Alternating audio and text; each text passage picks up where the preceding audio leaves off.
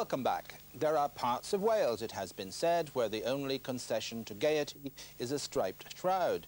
Well, this week a group of MPs set off on a magical mystery bus ride to the Principality to test the theory. And Annie Hollidge went along to take the holiday snaps.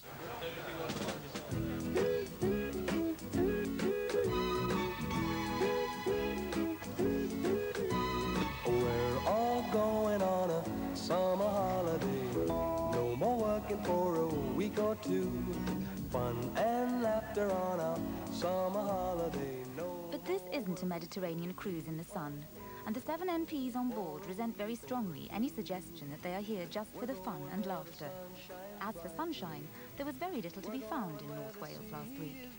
And what's more, it was with the full blessing of their ever-vigilant party whips that they clambered aboard the Festiniog Light Railway.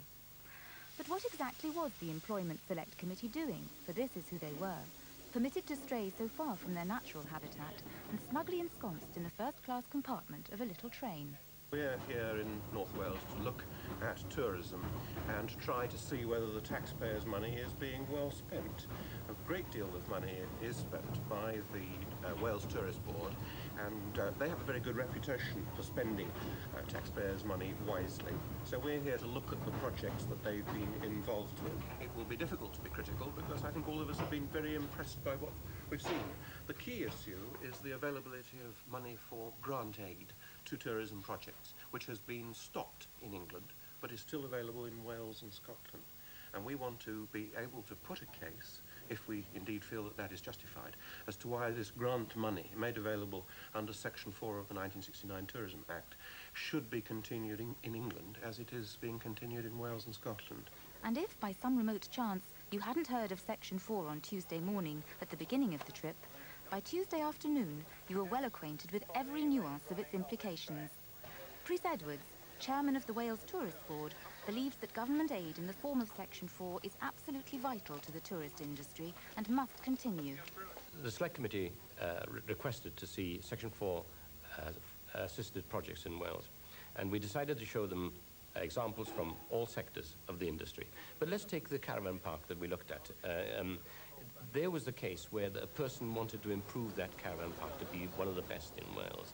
What he managed to do, in fact, with the Section 4 assistance was to get that central facilities up and running quickly.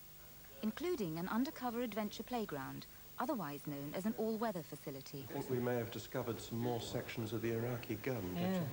Perhaps the ever-questioning Select Committee has stumbled on some dark secret, but it's definitely not a secret that an all-weather facility is Tourist Board jargon for what to do when it rains, as it occasionally does in Wales. Anglesey Sea Zoo is another beneficiary of Section 4 assistance, where you can watch creatures who actually thrive in wet conditions without having to stand about in them yourself.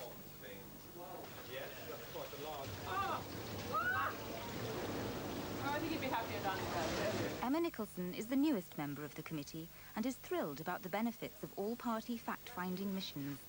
One of the beauties of British politics, which isn't often seen by the general public, is that the heat of the debate should not detract from our ability to like each other outside the debating chamber. And if you like it, a trip such as this has that lovely spin-off benefit. All good friends so far, but it's Section 4 assistance to projects like this that threatens to split the happy band, or at least cause a little healthy disagreement. What are we doing to make it harder? Come and help. Emma Nicholson already determined not to give an easy ride to her Labour colleagues, all of whom happen to be in favour of Section 4 assistance. Personally, I've been very impressed by what I've seen here, and in the way that these small sums of money have given confidence to the people concerned and to the banks, for example, who've come in to lend the money to get these projects off the ground. They may be together on the coach, but ideologically Emma Nicholson is miles apart. Impressed by what she'd seen, but doubtful about the value of Section 4. Inevitably, a grant given to one person disadvantages the people who don't get it. And I believe very strongly that market forces bring out the best in everybody, that they encourage and reward initiative. And grant giving does tend to make people sit back.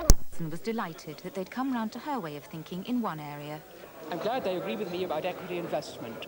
I would have them pay back society for that by not having so many or such large Section 4 grants. They didn't entirely convince me. Of course they make judgments, and by so doing they distort the market. But the other sceptic is now prepared to admit that a little bit of market distortion could perhaps be acceptable. The market system to which I am very much attached doesn't seem to be working at the margin here, and if perhaps we can add this little bit of lubrication, it might not be a bad idea. I have been impressed by the arguments so far. I came as a complete skeptic, and let's say now I am a doubting skeptic.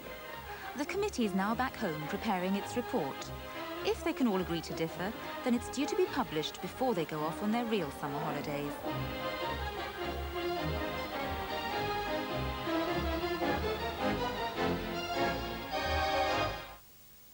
All in a day's work for the Employment Select Committee. Mrs. Thatcher is on her way back from Moscow. One of her trickiest tasks was